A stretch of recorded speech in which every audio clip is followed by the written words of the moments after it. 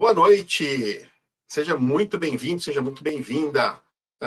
Você está no Conversa Significativa, seu bate-papo mensal, que tem como intuito aí inspirar, trazer novas ideias, trazer novas coisas aí para a gente poder trabalhar. Normalmente no mês seguinte, como este é o último de 2023, espero que todos saiamos aqui com insights aí para 2024, né? Para dezembro, para o ano que vem e tudo mais. Aí temos dois convidados especiais hoje esse ano, duas pessoas que eu entendo que fizeram uma jornada em caminhos diferentes, assim, mas chegaram no mesmo lugar, então a gente vai bater um papo para tentar descobrir se foi isso mesmo, como é que foi, se as dores foram iguais, foram diferentes, como é que estão sendo os resultados disso tudo. Antes, eu queria agradecer aqui o apoio da InoveFlow. O foco da InoveFlow está em agilidade de negócios, né? A gente está muito focado aqui em eficiência organizacional. Quando a gente fala de Business Agility hoje, a gente está falando não só daquela agilidade que é aquela de times, onde a gente traz muito aqueles frameworks, aqueles métodos e tudo mais. A gente está falando também de uma agilidade, a gente está focado mais em uma agilidade de negócios, né? Não é uma agilidade ali de times, não é falar de escala, mas sim falar de negócio. Isso tem tudo a ver aí com os nossos convidados. Hoje em dia, quando a gente fala de Business Agility, tem algumas coisas que a gente acredita aqui na InoveFlow, como, por exemplo, o foco em todos os envolvidos, né? Então, não tem que ter foco só no cliente, foco só nas pessoas, acho que tem que ter foco no acionista, tem que ter foco na sociedade, foco no meio ambiente, você tem que focar em todos que estão envolvidos ali. A gente está falando de ambidestria também, que é aquela ideia de você tocar o negócio no dia a dia, você entregar, fazer as entregas que você precisa fazer para você poder ganhar escala, crescer, pagar as suas contas, né? E falando de inovação, a gente precisa pensar em inovação, porque o mundo está mudando muito rapidamente. A gente está falando de Lean portfólio, a gente está falando de governança, a gente está falando de estratégia, a gente está falando de tudo isso quando a gente está falando desta agilidade de negócio. Então, eu queria aproveitar e deixar aqui para vocês dois treinamentos que a gente vai fazer em 2024, que são lançamentos, são dois treinamentos novos. Eles são assuntos que não são novos, são dois assuntos. A Priscila, que está aqui, que é minha sócia, que depois eu vou mostrar o treinamento dela, ela fala que são assuntos que estão aí em pauta desde a década de 60, né? Mas que agora, ultimamente, tem tomado muita a atenção de todos aí. Então, a ideia de ambidestria, que é essa ideia mesmo do run e do change, né? Run the business e change the business. Como é que eu equilibro tudo isso? Como é que eu toco meu negócio, faço minhas entregas, ganho dinheiro para pagar minhas contas e, ao mesmo tempo, inovo? Como é que eu lido com isso? Então, a ideia aqui é este curso de ambidestria para apoiar neste lugar. E aí, a gente está com uma promoção para o Black Friday, com 40% de desconto para esse curso. Tira um print screen da tela aí rapidinho, ou pega a câmera, aponta a câmera e lê o QR Code. Você vai poder depois dar uma olhada lá no curso e tudo mais, as inscrições aí com 40% de desconto para o curso de ambidestria. Começa amanhã, mas já dá lá para olhar a ementa, deixar seu e-mail lá, se cadastrar para você receber os links para poder fazer as compras e tudo mais hoje já, tá? E aí eu queria falar do curso da Elaine Priscila, tá? Eu chamo ela de Priscila, mas o nome dela é Elaine Priscila, da Elaine, que é o curso de ESG, outro assunto que vai bombar em 2024, outro assunto de extrema importância, que a Elaine traz com maestria, e ela fala muito no curso, isso não é algo de agora, é algo que vem lá da década de 60, e é um curso também que está agora na Black Friday com 40% de desconto. Então, tirou o print screen do outro, tira print screen desse aqui também, ou se der tempo aqui agora, aponta rapidinho para o QR Code, você vai ver lá tudo a ementa, vai ver as datas, vai ver tudo. Tá? Dois assuntos novos, com um preço maravilhoso, preço de lançamento mais Black Friday, né? Então vale a pena dar uma olhada, deixar na pauta aí, investir em você mesmo em 2024 vai ser mais relevante que nunca. E dois assuntos importantíssimos, novo. E é isso que eu queria trazer e falar com vocês aqui. Eu vou colocar agora participantes nossos aqui, ó.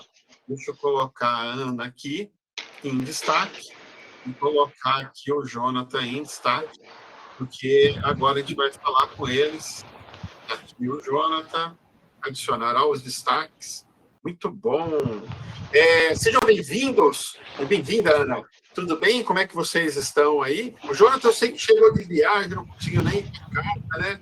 Obrigado aí pelo corre, você está aqui ainda, Jonathan. Valeu, eu que agradeço a oportunidade. Ana, obrigada. Queria que você se apresentasse, falasse rapidinho quem é você, depois o Jonathan. E aí eu quero saber um pouquinho dessas duas jornadas que eu estou falando, que são duas jornadas que eu estou vendo em sentido contrário, mas que chegaram num lugar ali comum. Aí eu queria ouvir um pouquinho, mas se apresenta, Ana. Conte-nos aí, quem que é a Ana? Perfeito. Eu sou mineira, mas moro no estado de São Paulo já tem mais de 10 anos. Sou formada em ciência da computação e gosto pra caramba de ter esse background, mas acabei indo com um pezinho aí para gestão logo que eu saí da faculdade já. Atualmente eu moro em Piracicaba e estou falando aqui de perto do Rio. Esse som tá vindo do meu computador ou é de outro lugar? Perdão. Perdão, era meu ouvido que estava aberto. Perdão. Ok. Desculpa. Obrigado. E, bom, já tive algumas experiências diversas. Daqui a pouco a gente conversa um pouquinho mais. Mas atualmente estou trabalhando como Business Agile, numa estrutura que é muito formada e com bastante gente de vendas. Então, acho que a gente tem bastante coisa para conversar aqui. Muito bom. E aí eu fiquei preocupado com o som lá. Mestra em Ágil, né? Você tem um mestrado em Ágil, é isso? Tenho um mestrado em engenharia de produção e o meu projeto foi relacionado à agilidade. Tenho também um MBA em gestão de projetos e eu sou Woman Tech Maker Investor do Google. Legal. Muito bom, legal. E aí, Jonathan, me conte. Bom demais. Cara de Campinas, São Paulo, moro ali no interior, a vida inteira trabalhando com a área de negócios, muito comprometido ali com estruturação de processos, de equipe, né, a parte mais gerencial. Durante a pandemia, experimentei bastante fábrica de software, né, e o mundo ágil em todas as direções, desde a estruturação ali de times, contratação, estruturação de programas de formação, de fato, revisão ali de entrega de valor em muitos processos, e fui me identificando cada vez mais com esse mundo, né, me aprofundando também, e passando por diversas áreas, né, em especial aí nos últimos anos nas áreas de produto, né, acompanhando toda a evolução desse desenvolvimento, né, ou seja, aprendendo também a lidar ali com as questões de UX, de UI, a experiência do usuário, mas em todas as minhas experiências, né, e elas convergem para um ponto comum, que é a entrega de valor sempre para o usuário final, né? Seja um cliente que de fato vai usar a solução, seja para um usuário que a gente não conhece, mas a gente está desenvolvendo algum tipo de solução que vai gerar impacto, né? Como a minha experiência agora, né? Eu estou atuando com projetos de cidades inteligentes, então eu falo que o impacto do desenvolvimento dos meus projetos agora ele tem uma abrangência maior, né? Ou seja, a gente está entregando realmente valor ali para o munícipe. Então, eu vejo que, de todas as minhas experiências, o grande ponto comum de tudo aquilo que eu sou apaixonado por fazer é essa entrega de valor, saber que, de fato, a gente está construindo algo melhor ali, que gera impacto social, econômico, enfim, bem legal. Mas me considero aí dentro do mundo ágil um cara, um outsider, né? Eu nunca fui, de fato, um Scrum Master, mas sempre atuei muito próximo, nunca fui um Product Owner, mas sempre estive ali, a mesma coisa como Product Manager. Então, eu sempre estive envolvido em projetos, né, de diversos segmentos e sempre atuando muito próximo ali do time de desenvolvimento e principalmente da agilidade, hoje que é uma premissa dentro da minha rotina, já virou uma filosofia. É isso. Pai de 3 filhos, apaixonado aí por astronomia além da tecnologia e outros assuntos aleatórios aí. Basicamente é isso. Muito bom. Ô, Ana, sabe como é que eu conheci o Jonathan? Eu tinha um evento que a gente fazia aqui em Campinas que chamava Agile Beer. Isso lá em 2018, 2017, alguma coisa assim. Um belo dia chegou um cara lá e falou assim, cara, eu trabalho no comercial aí de uma telecom e eu queria participar do evento, posso? Eu falei, claro que pode, vamos lá, ótimo, né? Vamos, diversidade aí de pensamentos e tudo mais. E foi assim que eu conheci o Jonathan. Foi mais ou menos assim, né, Jonathan? Não, você foi uma inspiração para mim. Depois daquele evento, né, do Agile Beer ali, acho que foi o segundo, inclusive, ali eu percebi onde de fato estava a direção para os questionamentos que toda a área que não é envolvida com a área tech diretamente, né, como por exemplo a área de vendas, tinha um caminho, tinha uma luz no fim do túnel. E aí eu fui perseguir essa luz no fim do túnel a partir desse evento. Legal. Foi isso mesmo. Mas depois você fala mais aí sobre essa jornada sua aí. Eu queria ouvir a Ana. Ana, como é que foi isso para ti, assim? Porque hoje o Jonathan já se apresentou ali, né? Eu conheci ele muito no comercial. Eu acho que depois ele foi migrando um pouquinho mais para o tech ali. Mas ainda é uma frente muito comercial, né, Jonathan? Você ainda está muito nesse olhar comercial e coisa e tal. No que diz respeito a comercial, isso já é uma inspiração para mim, assim. E, Ana, você foi do outro caminho, né? Conta para a gente aí essa jornada, como é que foi, que você saiu de onde você saiu e chegou hoje olhando para esses times comerciais e como é que está essa jornada, quais são as dores, o que está funcionando, o que é diferente, né? Conte-nos aí. Bom, você tem 24 horas? Brincadeira. Bom, eu sou formada em ciência da computação, né, como eu comentei na apresentação, e logo que eu saí da faculdade, na época não existia assim, estágio em ágil, estágio em gestão de projetos. Então, eu fui para a área de qualidade de software, fiquei ali um tempo como QA, né, então tive uma experiência interessante como QA, mas desde aquele momento eu já olhava para o agilista ali da célula, para a liderança ali da célula que eu trabalhava, da squad que eu trabalhava, e pensava que talvez o meu papel era naquele lugar, era aquilo que eu queria ser. E eu trabalhei inicialmente numa empresa de outsourcing e consegui fazer essa migração, então, de qualidade para agilidade. E aí foi também quando eu comecei a fazer cursos, certificações, né? Aquelas que a gente acaba começando fazendo, né? Então, PSM, as de Kanban e afins. Fiz, inclusive, migração de Scrum para Kanban, num time de outsourcing e tudo mais. E como era uma empresa enxuta e outsourcing especificamente, né? Então, a gente acabava tendo contato com tudo, né? Então, se você viu uma oportunidade ali no cliente, já pensava em fazer uma venda, talvez. Via ali, estava andando no corredor do cliente, fazia uma propaganda da empresa e afins. Então, você acabava, né, fazendo um pouquinho de cada coisa. Também, nessa época, eu era liderança do meu time, né? Então, consegui ser liderança de devs, UX, enfim, de todas as pessoas que compunham mesmo a squad. Então, acabei que eu tive um pouquinho de contato com cada coisa. E por que eu estou falando isso? Porque eu acho que foi isso que foi o background para chegar nesse ponto que eu quero chegar aqui. Então, continuei nessa jornada, né, de trabalhar como agilista em serviços e, inclusive, cheguei a trabalhar num projeto que a gente tinha 3 times diferentes trabalhando na mesma entrega, então a gente tinha que fazer toda aquela conexão, né, de falar a mesma língua com o cliente, de fazer com que o produto também tenha a mesma língua, né, enfim. Então, tudo isso me deu a base para essa estrutura que eu estou hoje, né?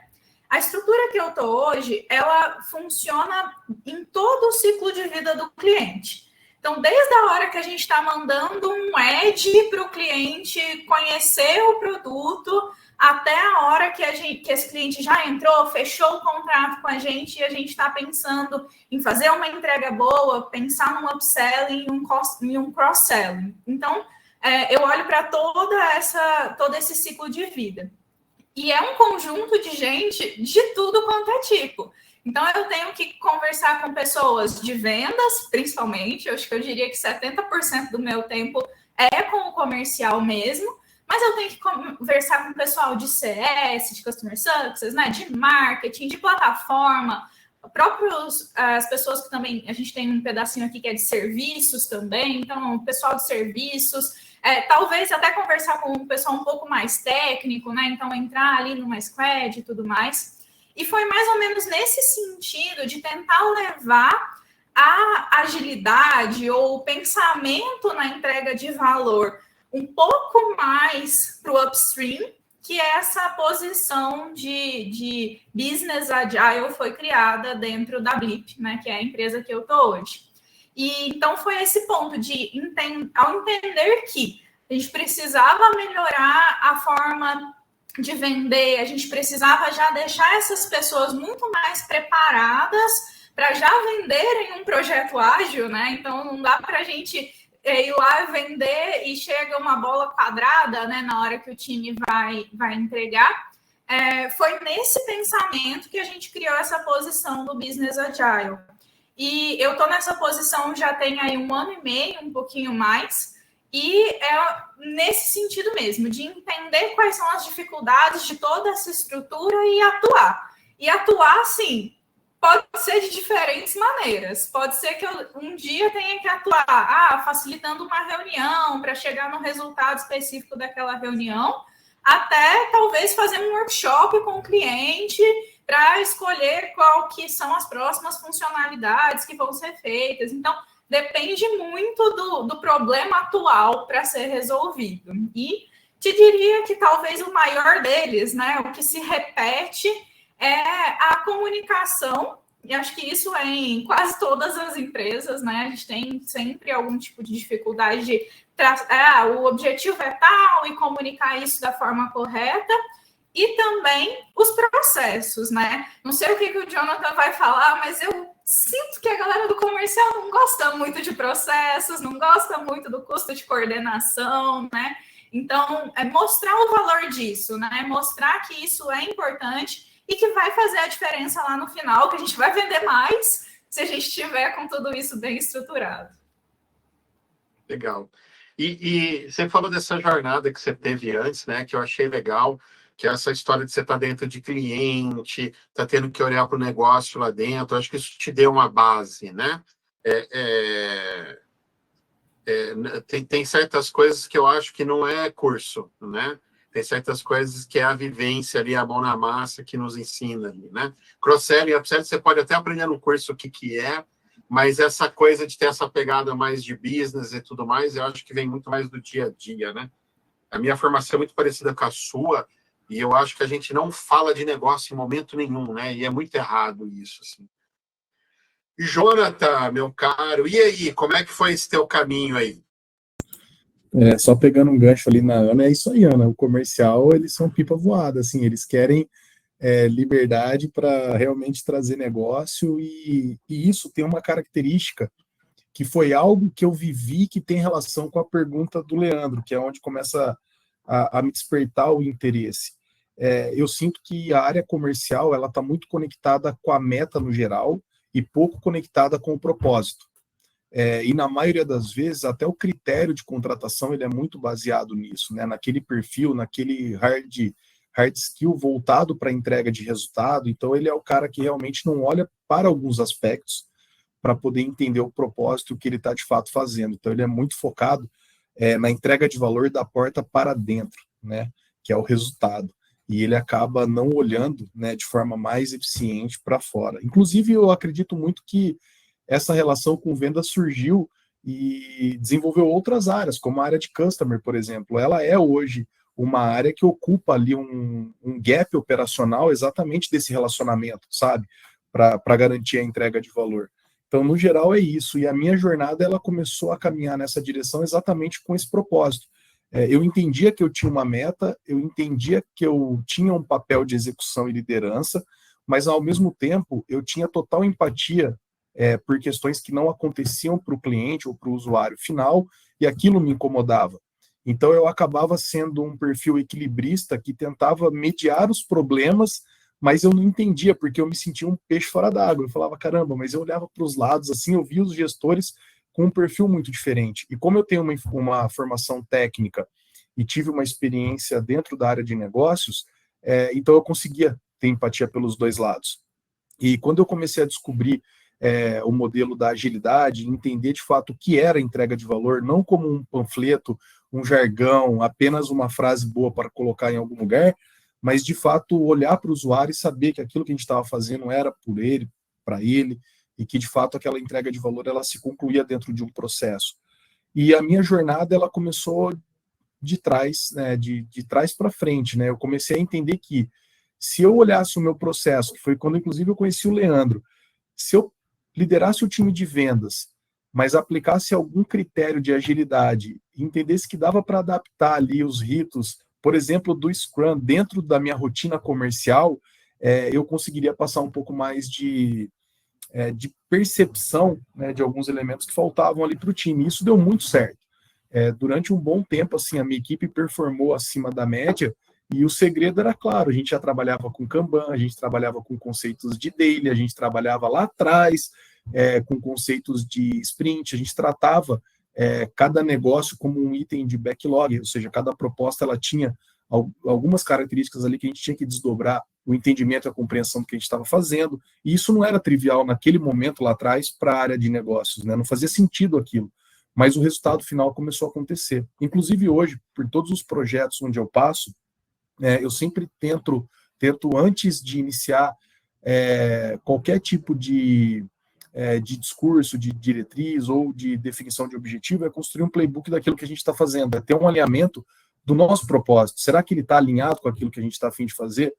Eu tive uma experiência recente, onde a gente estava desenvolvendo um produto, e eu não tinha conexão nenhuma com o produto, com o propósito do produto, eu não conseguia me identificar com a persona que a gente havia desenhado, com a persona que a gente estava entrevistando, e aí é aquele momento que a gente tem que olhar e falar, meu, não faço parte disso, não vou conseguir produzir legal, sabe? Não tá bacana. E eu sinto muito isso ainda na área de negócios. Quando a gente tenta trazer essa visão, é quando começa a gerar muito conflito.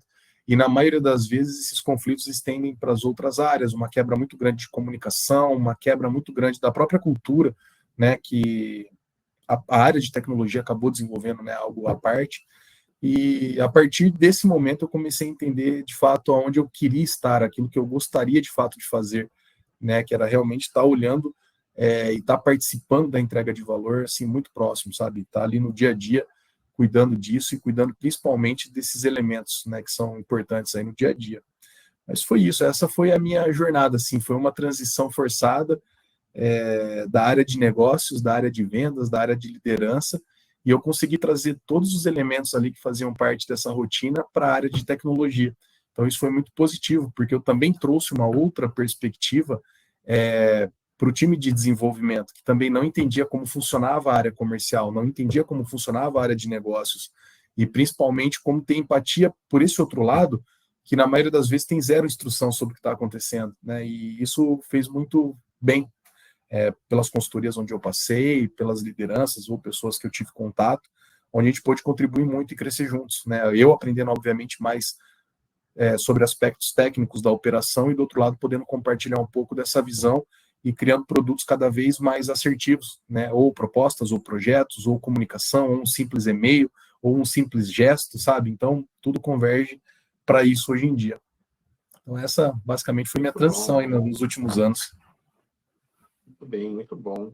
Ana, você trouxe um papo aí que eu tenho visto algumas discussões a respeito disso, quando a gente fala desse fluxo, né? Acho que o Jonathan trouxe um pouco isso, né? Ele não colocou em palavras, mas eu vejo que ele trouxe também. Essa ideia da gente ter esse olhar de fora a fora, né? Então, a gente olhar um fluxo do começo ao fim, da entrada da informação do cliente aqui até a saída de volta para o cliente. Então, a gente está olhando para um fluxo. é um fluxo de valor. O termo comum que se usa há muito tempo é o value stream, né? Então, é a gente desenhar esse value stream e trabalhar esse value stream. Uma das dores que eu sinto neste lugar é que esse value stream, às vezes, ele pode ser muito grande, né? Ele pode ser um processo extremamente extenso, né? Se a gente olha para ele de fim a fim, assim. Vocês têm esbarrado com essa situação? Eu tenho visto algumas discussões assim, de caramba, isso é muito grande, eu tenho que olhar para tudo isso, eu posso quebrar, como é que eu quebro isso?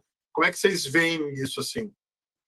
No lugar que vocês estão hoje, esse fluxo tem muitas etapas, passa por muitas áreas, é difícil de olhar ele fim a fim, vocês têm quebrado ele, como é que vocês têm olhado para ele? Como é, Bom, aqui... Vou estender. Bom, depois eu faço outra pergunta nesse lugar aí. Beleza. Aqui a gente tem duas principais visões, que seria a de land e de expand. Então, land é antes do cliente chegar para a gente, né? Enquanto a gente ainda está em prospecção, aquisição e afins. Na hora que a gente fecha o contrato, que a gente passa para um time que a gente chama de expansão, então a gente tem um segundo fluxo aqui dentro. E dentro desses dois fluxos, a gente consegue dividir aí numas 7 etapas, talvez, no máximo. Eu acredito que é algo saudável de se olhar, enfim, de se analisar. Mas pensando aí, talvez, num flight level 2, ou se a gente quiser chamar de uma visão tática, né? Enfim, como quiserem chamar, normalmente a gente agrupa alguns desses passos, né? Para facilitar mesmo o entendimento. E, inclusive, eu acho que essa foi uma das primeiras coisas que eu aprendi quando eu entrei nesse mundo um pouco mais de vendas, de comercial, que foi o Speak Their Language, que vai falar de, sei lá, ciclo de vida do cliente. Falar o fluxo que o cliente passa. Eles já conhecem o termo, por exemplo, de lead time, né? Então, o tempo que o lead demora para passar de um lugar a outro e tal. Então, esse é o meu principal ponto aqui, é sair do techniquez, né? Do Kanban, do techniquez da ciência da computação, e tentar trazer os nomes que o pessoal do comercial fala, né? Então, o deal, a ops, a opportunity, né? Então, são as coisas que eu acabo incluindo no meu vocabulário para ficar mais próximo dessas pessoas. Mas, enfim, falando de fluxo, é assim que a gente divide aqui. Então, a gente tem esses dois fluxos apartados, é um desafio ainda a gente unificar eles, porque no fim é um só, né? É uma coisa só e a gente deveria conseguir olhar de uma forma única. E eu te confesso que o segundo, né, o fluxo de expand, eu até deixei ele aqui do meu ladinho, para se a gente precisasse falar de alguma coisa, eu achei que era importante. Ele é muito complexo, porque é um vai e volta, e faz cross-sell, e faz upsell, e aí pensa em qual que é o próximo objetivo. E como eu estou numa empresa que o produto dela, ele é bastante agnóstico, você pode desenvolver o que você quiser em cima da nossa plataforma. Então, é ainda mais complexo, porque o objetivo do cliente pode ser qualquer, né? Pode ser desde realmente vender um produto, até atender o cliente, até, enfim, resolver uma dor de dentro, né, dos próprios funcionários. Só para facilitar o pessoal, dá um nome para o produto. O que é o produto? A gente tem uma plataforma de desenvolvimento de contatos inteligentes. Então, você pode usar a nossa plataforma para fazer, por exemplo, aquela conversa no WhatsApp, fazer aquele saque do site. É um chatbot mais bonitinho, com IA. Legal. Muito bom. E aí, Jonathan, como é que é essa sua visão? Você vê isso da mesma forma? Como é que é isso? Sim, eu vejo hoje, sinto na pele, né, esse processo, nesse novo projeto que eu estou envolvido, né, ele é um projeto que tem algumas peculiaridades por natureza. Aqui, basicamente, a gente atua com o setor público, né, então a gente faz esse relacionamento. Então, a conversa é muito pautada em cima de editais, em cima de processos e projetos que são de longo prazo, né? Mas quando a gente olha da porta para dentro, a gente enfrenta os mesmos problemas. Deixa um pouquinho. Oi? Hoje a gente enfrenta os mesmos problemas aí relacionados aos pontos que a Ana comentou, que é a falta realmente de comunicação entre as áreas, ou seja, processos quebrados que vieram na linha do tempo, não sendo modelados para entrega de valores, sim para cobrir gaps operacionais do dia a dia. Né? Isso acaba não formando uma cultura, porque você depende muito da habilidade da pessoa que está executando aquele trabalho ou cuidando daquele processo que é gigantesco, ou de fato você acaba quebrando isso em diversas posições que também não entendem muito bem como aquilo tudo se conecta. Né? Então você vai, obviamente, formando células de atendimento e no final do processo, depois de 1, 2 anos, aquilo já virou parte de uma equipe que precisa ser readaptado ou alinhado ao processo, que é o momento que eu estou vivendo agora. Então, eu enxergo isso, que a revisão e o processo, ele tem que ser contínuo, né? Então, uma das formas, pelo menos no cenário que eu estou inserido hoje, para resolver, seria, de fato, ter uma estrutura hoje de PMO olhando todos os processos, sabe? Olhando um escritório de projetos, olhando os gargalos, olhando onde tudo está falhando em cada etapa, e tentar mitigar ao máximo os eventos que acontecem aqui no dia a dia, que sim, são várias reuniões de War Room, são várias reuniões emergenciais, várias reuniões para gerenciamento de crise, e na maioria das vezes a gente não sai com um plano sólido para poder implementar, porque não existe processo para suportar tudo isso. Né? Então, a gente entra naquele processo caótico e acaba apenas reagindo às situações que estão acontecendo no dia a dia. Né?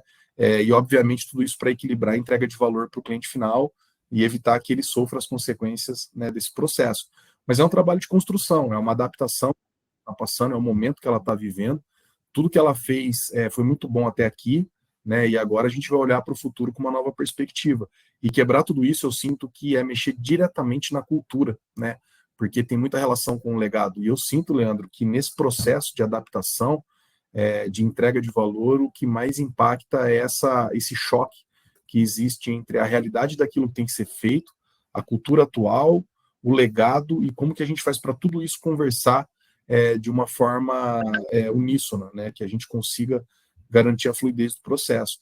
E eu sinto que essa é uma baita dificuldade, né? Porque todas as iniciativas, pelo menos de curto prazo, elas não se sustentam na linha do tempo, porque no dia seguinte volta para o que estava acontecendo, para a zona de conforto, para aquilo que já era conhecido no dia a dia, né?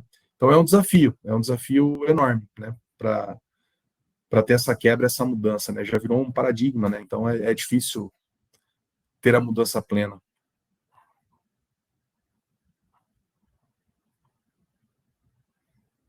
E aqui caindo uma chuva enorme aqui, gente. Perdão, aqui começou uma chuva aqui, aí eu tava e aí começou a chover, estava tudo aberto aqui, aí eu pedi para fecharem aqui.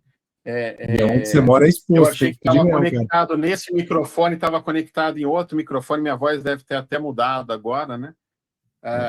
Perdão, aí eu te interrompi em determinado momento. Não, imagina. Aquela coisa de 1000 coisas ao mesmo tempo aqui resolvendo, né, gente? É isso aí. Muito bacana. Cara, eu acho que tem dores semelhantes aqui, né? Assim,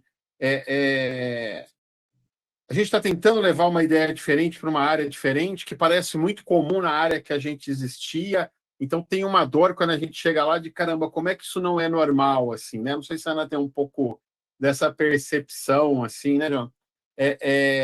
E você, como transita nesses dois mundos, eu acho que essa coisa que a Ana trouxe dessa linguagem é muito importante, né? A linguagem que você tem que usar nos dois lados, você se adaptar à linguagem do local que você está chegando e não impor a sua linguagem, né? Não impor seus termos, a sua forma de falar. Eu tenho um certo problema com a palavra empatia, assim. Eu acho que hoje em dia tudo que vira moda vira exagero e acaba indo para um lugar que se perde um pouco, assim. Mas eu acho que nesse sentido se fala tanto em ter empatia, aí a pessoa chega lá e começa a falar numa linguagem que não tem nada a ver com a linguagem das pessoas que estão lá, né? Não se conecta com as pessoas que estão lá, né? Eu acho que a Ana trouxe isso é muito bacana. Jonathan, você vive nesses dois mundos, assim, me conta um pouquinho, assim, o que você sente do pessoal que é mais técnico quando chega lá de dor, ou ao contrário, assim, do pessoal que está lá, no comercial, assim, o que você percebe de dificuldade nesses dois mundos quando eles se encontram, assim? Eu brinco que, assim como a área de DevOps, eu brinco que a área de ProblemOps, porque os dois enxergam que tem problema. As duas áreas enxergam. Ela sempre tem um culpado, sempre tem alguém que precisa sofrer os males daquela angústia, mas no fundo ninguém consegue entender exatamente como ter a mudança, ou pelo menos como criar um plano de sinergia, né? E aí, geralmente, o que funciona? Né? Quando você usou a palavra empatia, é uma palavra que eu adoro e tento aplicá-la no dia a dia, assim, em várias direções, é quando a gente coloca todo mundo na mesma sala para trocar uma ideia sobre aquilo, né? Então, vou pegar um exemplo prático.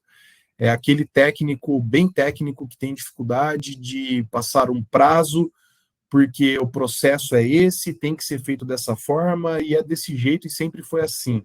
Mas quando você tira ele dessa posição e coloca ele para bater um papo com o cliente passa para ele o porquê daquela urgência, o porquê daquela recorrência, por que ele está pedindo aquilo fora do escopo, quando ele sensibiliza o técnico sempre fala, não, tudo bem, cara, então a gente vai ver aqui o que dá para fazer, e ele muda o discurso e ele começa a entender no dia a dia como aquilo funciona. Então, Leandro, o que eu sinto que funciona ainda é a boa e velha conversa. É aquele alinhamento que é feito, obviamente trazendo de forma muito clara e amigável e transparente os elementos, né? Ou seja, alguém precisa entender do propósito, alguém precisa trazer esse nível de consciência para entender o porquê a gente está reunido tratando aquele assunto. E na maioria das vezes funciona, pelo menos aqui tem funcionado muito, tá? Então eu chamo de reuniões de sensibilização, né?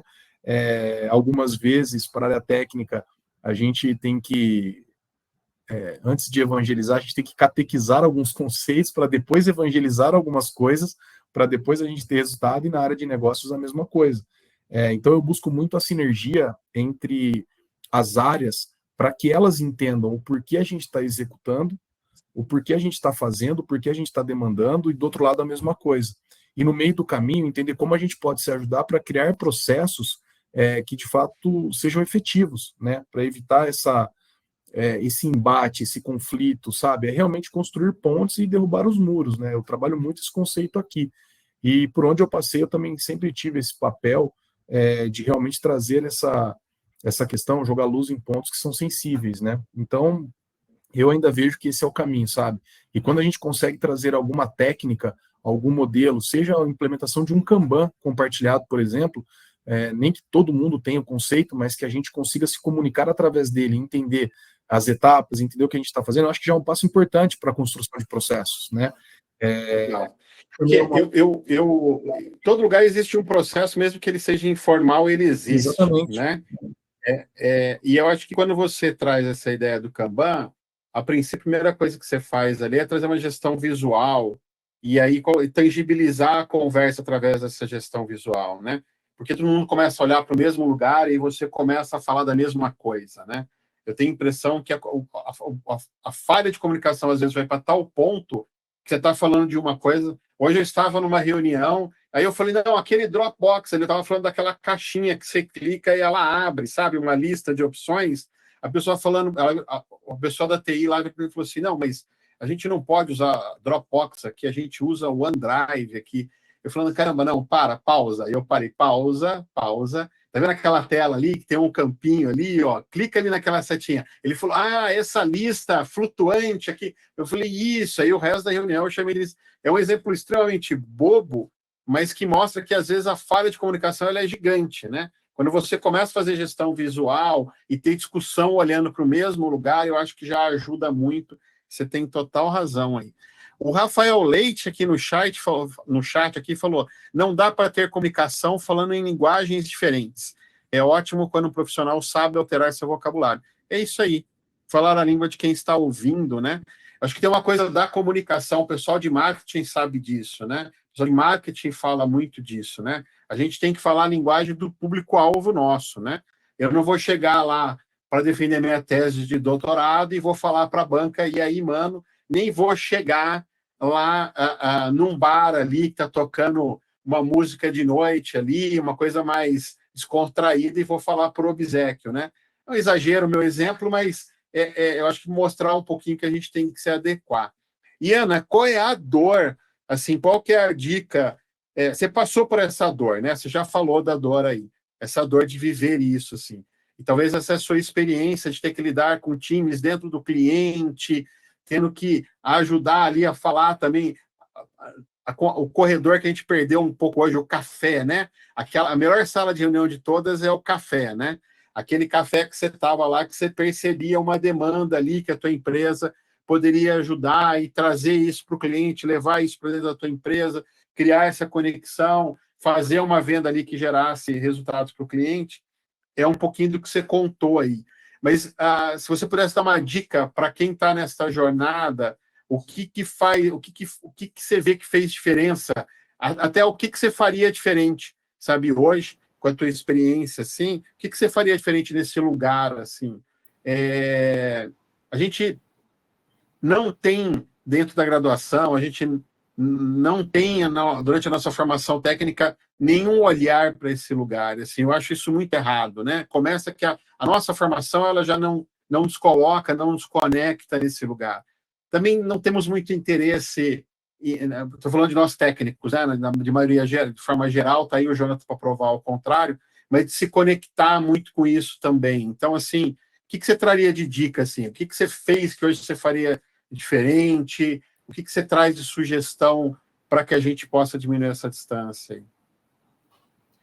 Eu acho que a primeira coisa é ouvir, abrir bem os ouvidos e tentar entender como é que são os relacionamentos daquela equipe que está se formando ali, ou daquela equipe que já existe, e tentar criar laços com as pessoas que você vai acabar trabalhando no dia a dia, né? Então, eu tenho reuniões recorrentes, semanais, inclusive, de 30 minutos, com todas as lideranças dessa estrutura que eu comentei com vocês que eu trabalho hoje. E é aí que eu pego os grandes pontos para eu trabalhar durante a semana. Então, eu acredito que o principal é estar sempre com o ouvido muito aberto. Entender quando a pessoa joga um verde ali no meio da reunião, quando a pessoa fala um negócio que você viu que não ficou bem explicado, que não ficou bem estruturado. Então, acredito que esse é o principal ponto. Começar primeiro ouvindo, enxergando o que está acontecendo ali na sala que você está entrando. Porque se você chegar já, não, porque vocês têm que mudar isso, vocês têm que fazer aquilo, vocês têm que fazer... Ninguém vai querer fazer. Ninguém vai comprar a sua ideia, ninguém vai ir atrás daquele ponto. Então, as pessoas primeiro precisam confiar no seu trabalho. E às vezes até dá aquela, durante o ano, por exemplo, dá aquela dica, tipo, e se você fizer tal coisa? E aí a pessoa vai lá e faz como se fosse ideia dela. E aí você nem finge que não foi você que falou. Melhor assim, porque significa que você ganhou a confiança daquela pessoa e aquela pessoa vai ser uma aliada sua para o futuro.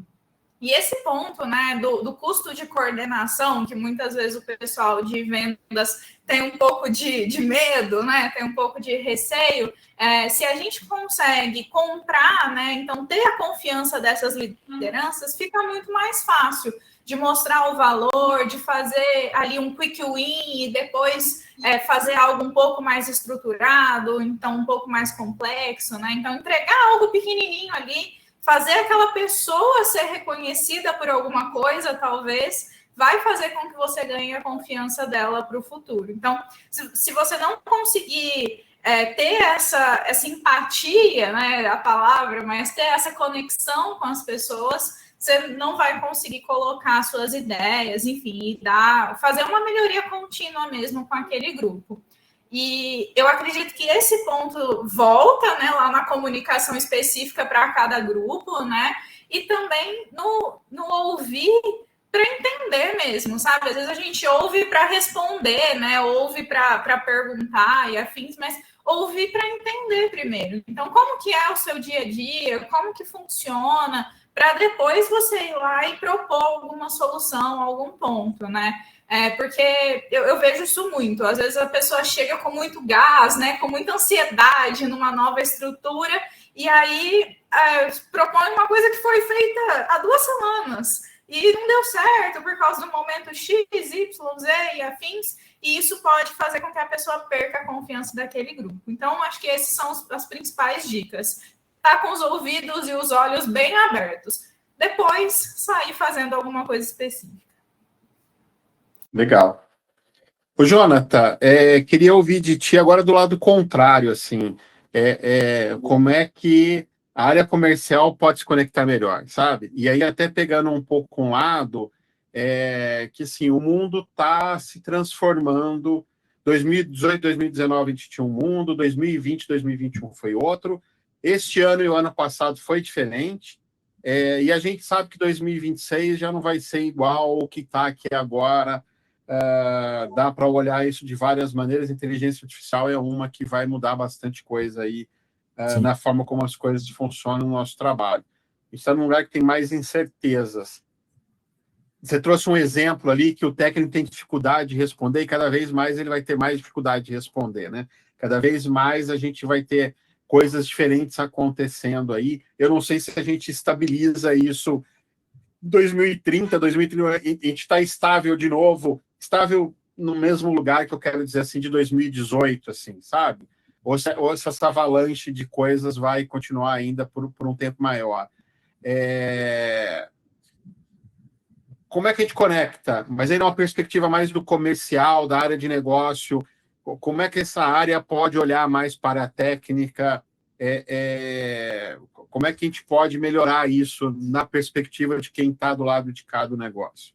Eu acho que é a liderança, ainda é a liderança. Ela tem que trazer esse nível de consciência e, basicamente, liderar essas iniciativas de comunicação, de entrega de valor interna para as outras áreas e, obviamente, jogar luz nesses pontos de relacionamentos internos, onde a gente tem que construir processos.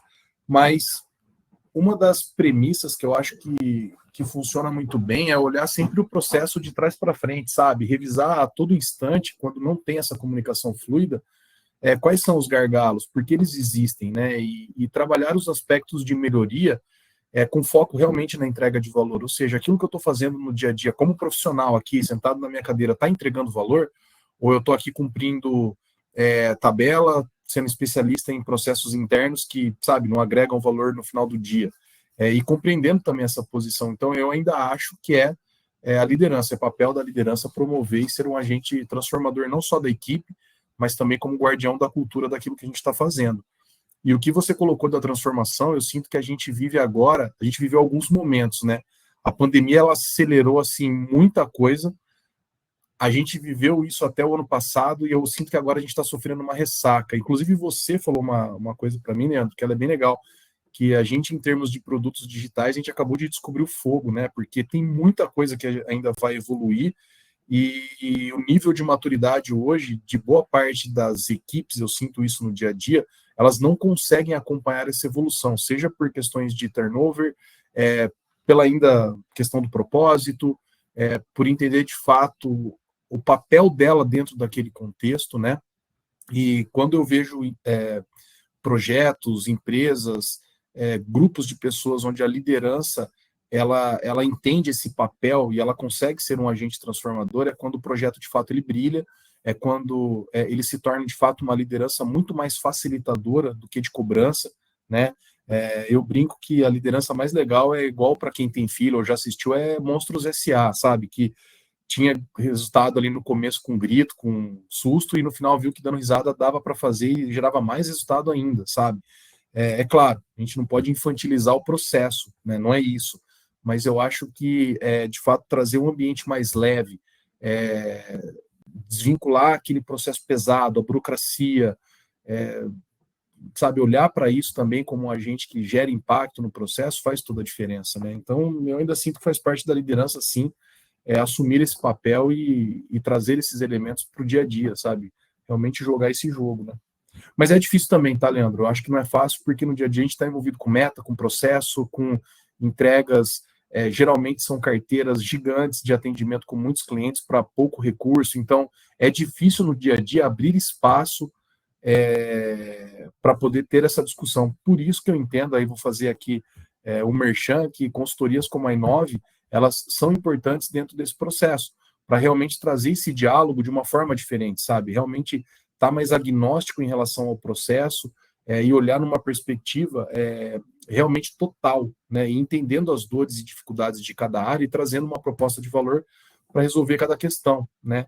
E aí sim o papel da liderança ele se torna mais importante ainda, sabe, para traduzir tudo isso para ações no dia a dia, né? E principalmente não ter resistência à mudança, porque isso vai acontecer cada vez mais, né? Não é porque um sistema funcionou até ontem que ele vai funcionar amanhã, né? E a gente tem que estar preparado para lidar com isso todos os dias, né? Então, eu sinto que ter essa sensibilização, ela ainda é o caminho, sabe? É de fato olhar para dentro de casa, entender limitações, entender o que pode ser feito e se ajudar, sabe? É realmente ter empatia no dia a dia por tudo aquilo que a gente faz, pelo próximo, e trazer uma comunicação fluida. Muito bom. E eu acho que aí, tanto para a Ana quanto para ti, Jonathan, uma pergunta aqui eu acho que eu acho que na grande maioria dos casos ainda se busca muita bala de prata, né? Ainda se busca muito aquela solução mágica. Você achar um método, um framework que vai encaixar ali onde você está como uma luva. Existem sim coisas que são context free, né? Elas funcionam em qualquer tipo de contexto, mas tem muita coisa que é muito específica de contexto, né? Então, eu acho que ainda tem muito essa busca pelo método ou framework perfeito e maravilhoso, que vai fazer a mudança mágica, que vai transformar tudo do dia para a noite, e as respostas virão no estalar de dedo, né? Eu acho que poucas pessoas ali se atentam que não existe isso, né? O que existe é você, sim, estudar tudo isso, porque se aquilo tudo está funcionando, tem algum sentido, tem alguma lógica, mas mais do que isso, precisa emergir dentro da empresa, dentro daquele contexto da empresa, as coisas da forma como ela precisa, né? Essa coisa de contexto tem muito a ver com o mercado que você está, né? A Ana está trabalhando ali com chatbot, atendendo um tipo de cliente específico. Jonathan, você está trabalhando com cidades inteligentes, né? Porque são dois contextos que me parecem bastante distantes, apesar do chatbot poder ser usado lá, Ana, o cliente aí, ó. O Jonathan colocar o chatbot lá numa prefeitura lá para fazer atendimento à população, cabe, mas assim, de forma geral, a gente está falando de públicos bem distintos, né? De públicos que não são comuns. Você tem os sócios, né? Eu gosto de trazer a ideia dos sócios, né? Como é que é a cabeça dos sócios, como é que eles funcionam, né? E aí, aqui eu vou estar sendo simplista, mas eu estou falando de duas pessoas ali que tem uma formação de engenharia e que tem lá 58, 60 anos de idade. Eu estou falando de duas pessoas que são de marketing e têm 25 anos de idade. Você tem né, características ali nesses sócios que vão ser muito diferentes, dentro de empresas diferentes, tudo mais, que vão ter uma pegada diferente. O mercado que você está, o sócio ali, os sócios como é que são, enfim, tem uma série de coisas que vão compor a tal da cultura da empresa, né, de uma maneira diferente. Então, nem tudo vai se encaixar ali quando a gente chega. Faz sentido essa minha fala? Vocês concordam assim? E aí eu acho que começam os problemas de comunicação, sabe? Eu concordo, Leandro, e até ia puxar um gancho no meio de sua fala, que é o seguinte: eu sinto que a maioria das pessoas, até por uma questão de cobrança, elas tentam reduzir a complexidade para o simples em quase tudo que acontece no dia a dia. Então, é como se todo evento que acontece no nosso dia a dia, ele tivesse uma resposta simples para aquilo. E todo mundo deveria saber aquilo, que é pior ainda. Então, quando você questiona algumas coisas, é do tipo, mas isso é simples de resolver. E aí que eu acho que vem a busca pelos frameworks, porque eles são aquele guia prático do dia a dia ali, onde você fala, não, se a gente implementar isso, vai dar certo. E não é uma realidade, né? Olhando, por exemplo, para produtos digitais, né, que é uma área que eu amo, o que eu percebo, o modelo iFood, o modelo Uber, isso já foi, o modelo Spotify, ele está lá atrás, quando a ideia virava um negócio. E hoje a gente já entendeu que a ideia está componentizada dentro do negócio, né? Então a gente precisa pensar diferente em vários aspectos, né? E a busca pelo framework, na maioria das vezes, ela gera um impacto pior, porque, não, agora vou dar um exemplo muito besta aqui, agora a gente está rodando um waterfall e, sei lá, tá tendo problema de entrega, então muda para o Scrum, o problema era esse, e aí todo mundo vai para lá e a coisa não é dessa forma. Não são movimentos bruscos ou implementação de métodos que geram resultados rápidos, né? é a conscientização, primeiro, do problema, sabe? Do perfil, né, principalmente. Será que a minha cultura está alinhada com esse movimento que eu estou fazendo? Será que ela está desconectada daquilo que eu estou fazendo e promovendo ali de entrega de valor? E então é uma análise muito mais profunda que tem que ser feita, e ela não é simples de fazer, porque a gente está falando de pessoas que vão liderar essas iniciativas, e a complexidade por si só já mora aí. Então, isso é uma coisa que eu perfeito, cara, é o que eu chamo do coaching corporativo, sabe? Todo mundo dentro das operações viraram coachings ali, e eles acham que eles têm respostas que na maioria das vezes são perguntas, né? E a coisa não anda, né, na maioria das vezes. Então, é difícil, sabe, lidar com esse cenário, né? Ele é bem, bem complexo, porque todo mundo sempre tem uma razão, uma verdade e uma certeza, né? E não é o fato da sua incompreensão, não é o fato de você não compreender o que eu estou falando que aquilo não é uma verdade, né? Então é difícil, é bem difícil no dia a dia liderar essas mudanças. Não sei a Ana, como que ela enfrenta Isso que eu ia perguntar, faz sentido ou tem discorde da gente, Ana, para você achar que o caminho é outro, exatamente. Tá? Opa. Não, eu estou de acordo. Perguntas complexas têm respostas complexas, né? E considerando uma empresa como um sistema complexo, ainda mais quando a gente coloca todas as variáveis externas, né? Coloca o cliente ali, já virou ainda mais complexo, né? Então, realmente, não existe um framework específico que vai ser o one size fits all, né? De todas as empresas. E a ideia é a gente pegar um pedacinho daqui, um pedacinho dali, uma ferramenta e ir colocando especificamente para resolver algum problema específico e revisando isso continuamente, né? Então, pensar realmente numa estrutura de melhoria contínua de processos, de ferramentas e afins.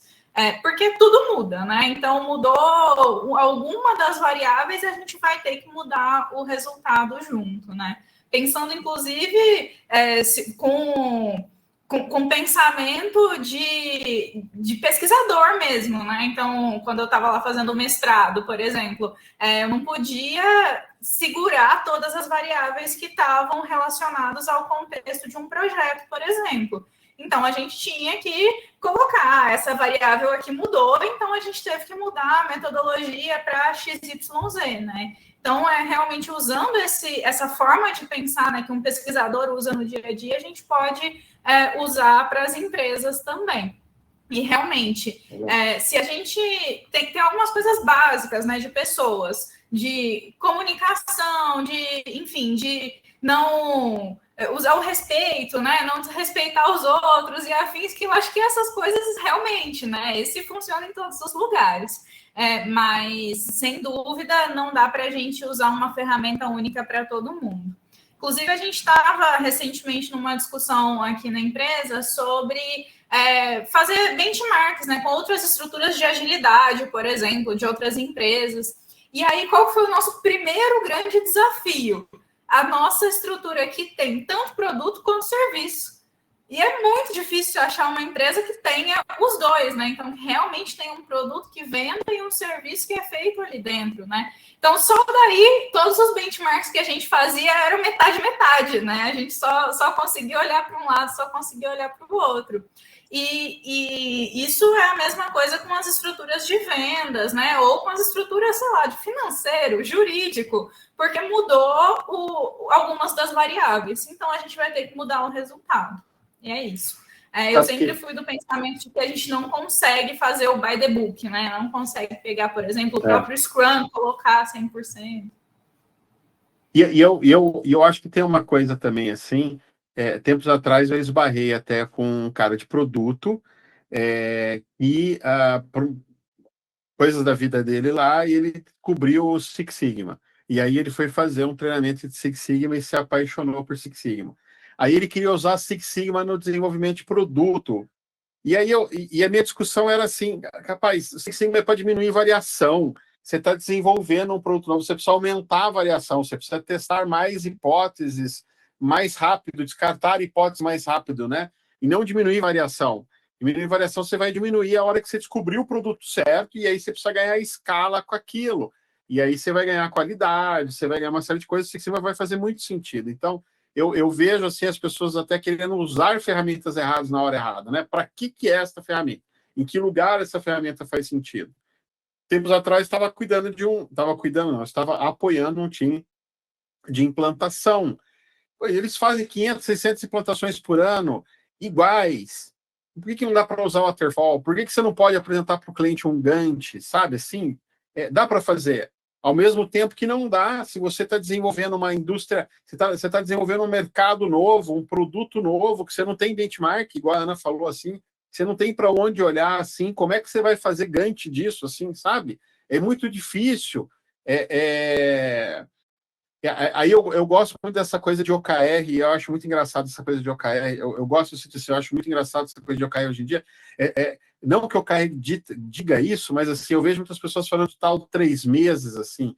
E aí eu gosto de trazer o exemplo do café, né? Quando você planta uma árvore de café, ela demora 5 anos para começar a dar resultado para ti ali.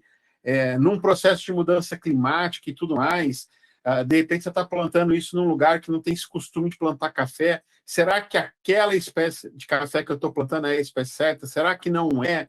Eu preciso de 5 anos para ter feedback daquilo, entende? Como é que eu diminuo o risco nesse lugar? E aí não é uma OKR de 3 meses que vai me resolver esse problema. Ah, mas você está falando de café. Se for assim, vou montar uma fazenda de espelho solar, Tem tanta coisa acontecendo no mundo hoje, que por mais acelerado que o mundo esteja, não é algo de 3 meses, entende? Assim, esse tempo de feedback ele varia. Então, de novo, a primeira pergunta é assim, essa ferramenta faz sentido nesse lugar para esse tipo de produto que eu estou tentando resolver, sabe? Assim, Six Sigma é uma ferramenta ruim? Não é uma ferramenta muito boa, mas ela serve lá para eu usar no momento que eu estou fazendo descoberta, entende? Assim, eu acho que é um pouco esse ponto, assim, sabe? De as pessoas também, às vezes, por ficar muito no raso das coisas, assim, acabam buscando ferramentas que não são muito adequadas para o tipo de problema que elas estão tendo também, sabe? Ô, Leandro, sabe uma coisa que eu sinto nesse discurso? Você puxou um ponto que a gente debate muito aqui em projeto. Inclusive o Ian, que está aqui, eu vi que ele está participando aí da reunião, a gente já discutiu isso algumas vezes, mas eu sinto que a própria pandemia impulsionou muito isso, que foi o processo criativo, porque de fato a gente não tinha certeza do que a gente estava vivendo, não tínhamos soluções para muitas coisas e o perfil do cliente mudou, as necessidades mudaram. Então o processo criativo, ele fez muito sentido, mas eu sinto que a gente deixou de lado esse processo mais analítico, e ele está fazendo muita falta agora em alguns projetos. Então a gente vai viver, exatamente, eu acho que deu uma desequilibrada, e fazia sentido o desequilíbrio, porque de fato a gente teve que buscar soluções criativas, a gente estava num momento e num contexto onde o tradicional já não funcionava mais. Então, a gente... 2020 foi um baque, né? 2020 a gente teve que ir muito criativo, né? E ele foi assim, abrupto, foi uma coisa que não foi gradual. Aconteceu, parou, travou e todo mundo teve que se reinventar. Então, a maioria das empresas, elas acabaram buscando mais esse perfil criativo e a colaboração acabou surgindo.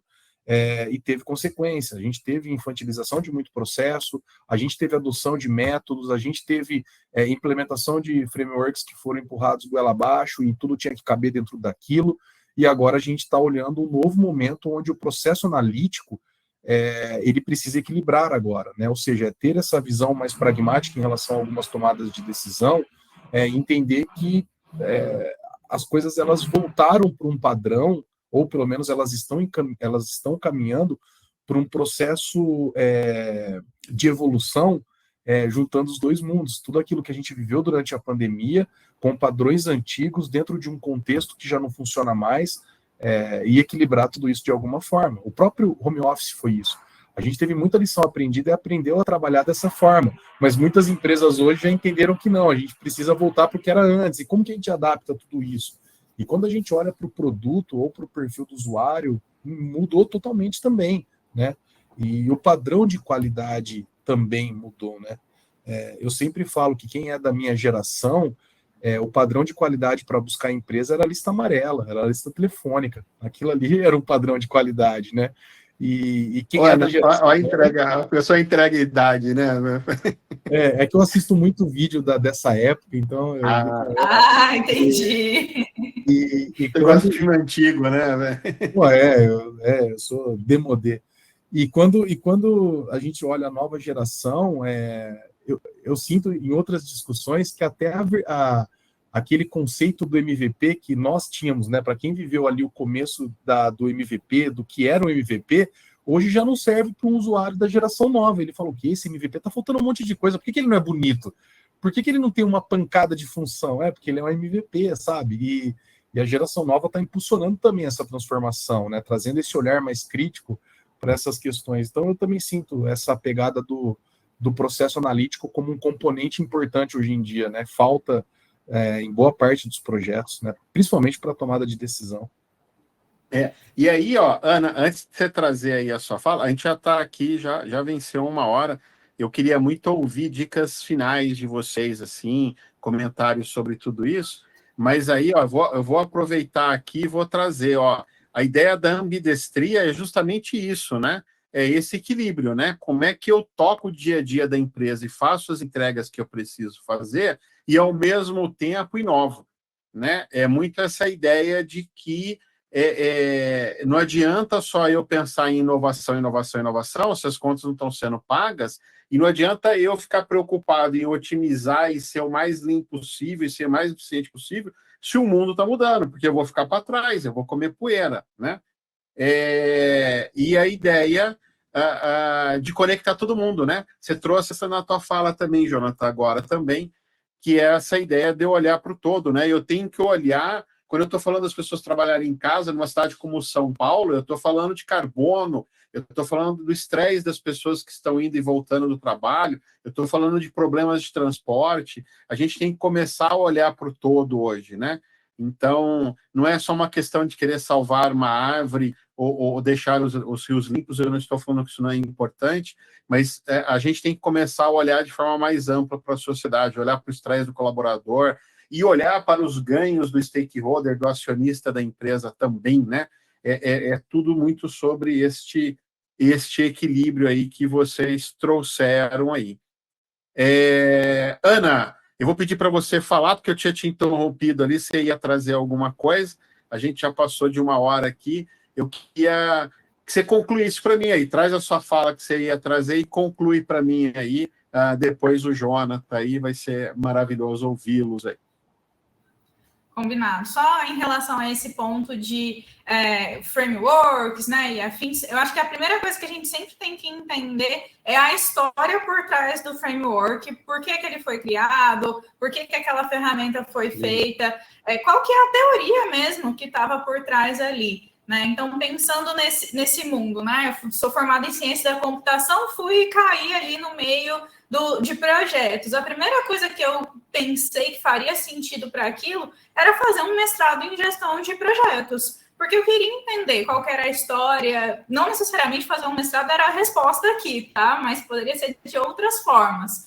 Mas eu queria muito entender qual que era a história, de onde veio, e eu acho que às vezes a gente esquece dessa parte, né? De entender os porquês por trás daquelas respostas que foram dadas. Inclusive, vou colar o nome dele aqui, Ari Van Benekon, que foi uma das pessoas que assinou, né, o Manifesto Ágil. Ele teve na Agile Brasil agora em outubro, e ele trouxe uma fala que para mim é o ponto aqui para o que a gente estava discutindo, que é quando você vai fazer uma receita na cozinha mesmo, você primeiro pega ali o passo a passo, faz o passo a passo, aí talvez na segunda vez você ainda faz o passo a passo, na terceira você já começa a pensar, né? E se aqui eu colocar mais pimenta, se aqui eu colocar com a panela mais quente, né? Enfim, já vou ali mudando alguma coisa, né? Então, eu acho que o principal ponto, né, talvez até fechando essa primeira parte, é a gente entender a teoria, colocar talvez ela na prática 1, 2 vezes, para depois a gente começar a subverter ela. Eu gosto muito dessa parte de teoria, então eu deixo até um post-it aqui, não sei se vocês vão conseguir ler, que é qual é o oposto disso, que é, beleza, agora que eu entendi a teoria, então o que eu posso subverter aqui, o que eu posso mudar para também não ficar ali, né, no by the book. Adorei a sua analogia da cozinha, né? Eu sou um chefe, chego lá na cozinha dos outros, eu tenho que me adaptar com o que tem lá para poder, né? E aí sim, depois que eu entreguei comida e tudo mais, aí, pô, Leandro, o que a gente pode fazer mais aqui? Aí sim eu vou tentar trazer ingredientes, né? que combinem ali, né? Muito boa, adorei a analogia da cozinha. E só para Jonathan, finalizar, então, e concluir, eu acho que o ponto é experimentar. Você está vendo que tem um gargalo ali, que tem um ponto a ser corrigido, né? Você, como, por exemplo, um agilista de uma squad que só está ali no delivery, vai lá no upstream, bate na porta da galera do comercial, pergunta para eles como é que eles estão vendendo, como que é o dia a dia deles, e talvez você pode mostrar para eles o que para você depois vai trazer mais valor, né? Então, é sua responsabilidade também aquela entrega de valor. Então, se você está achando que o problema está do outro lado, então vai lá e conversa com eles, né? Entende com eles como que funciona lá e tenta trazer seus pontos para melhorar lá também. Às vezes você até aprende algumas coisas novas. legal. E nesse chegar lá da Ana, bate na porta, pede licença, né? Tá? Não é chegar lá, Karate Kid, não, né? Derrubando a porta. Muito bom. E aí, Jonathan? Não, eu concordo com a Ana, a premissa é essa, é comunicação, é empatia, entender que temos um problema. Eu acho que essa conscientização, ela faz parte. Eu sinto que todo mundo sente que tem um problema, mas é sempre de alguém, nunca é da pessoa, né? Então ela nunca faz parte desse problema, ela é sempre o excelente profissional e a culpa sempre está no processo ou nos outros.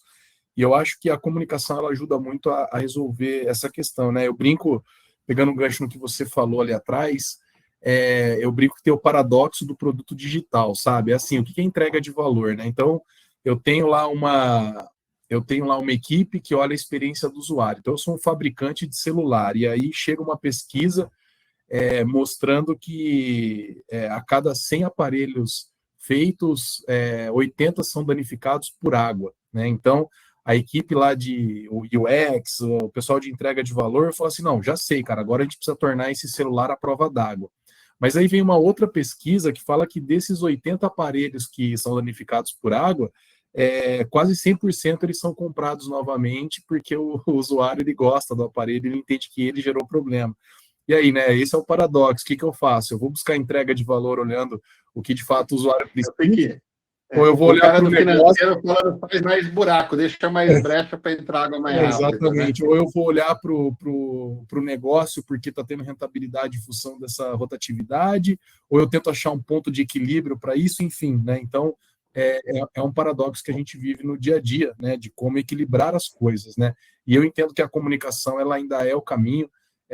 Gostei muito da analogia da Ana, porque eu penso da mesma forma. Eu acho que todo o processo ele está aí para ser customizado, e aprender a aplicar, errar, faz parte do processo, mas quanto antes a gente consegue corrigir, melhor. Mas eu falo que para usar essa expressão, erre rápido e aprenda rápido, você precisa estar muito conectado com o propósito, com o objetivo, né? Você precisa saber o que você tem que fazer, você tem que saber para onde você está indo, né?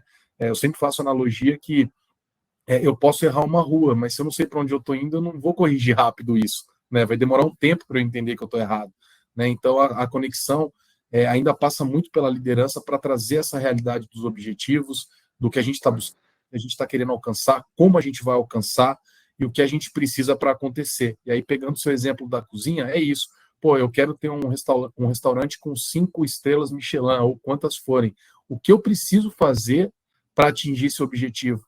Mas o que eu tenho agora à disposição para ser o melhor, sabe? Para conseguir ter eficiência no meu processo, né? Fazer o arroz com feijão bem feito já é um grande passo, sabe?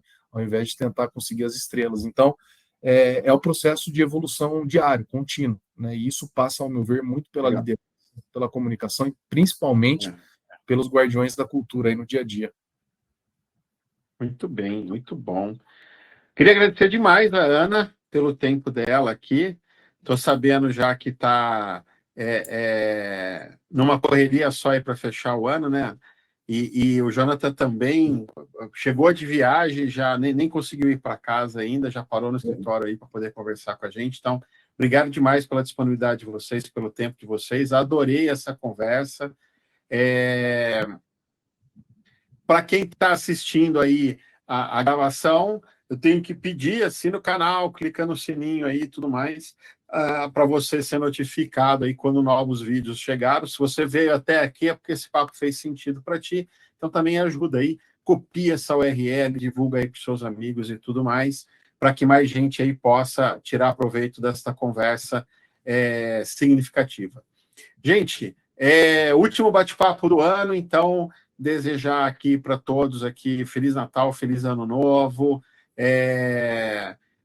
2024 não vai ser padronizado, né? Não vai ser nada próximo do que foi 2018. Lá já não era, né?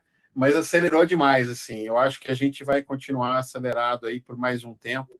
Então, temos que nos adaptar a esse novo ritmo aí.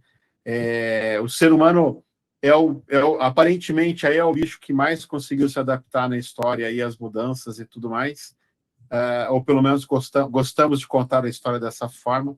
Vamos nos adaptar também, que venha 2024 aí, novas batalhas e tudo mais.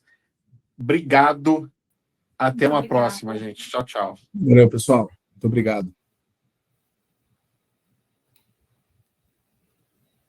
Muito bom. Eu vou parar a gravação aqui.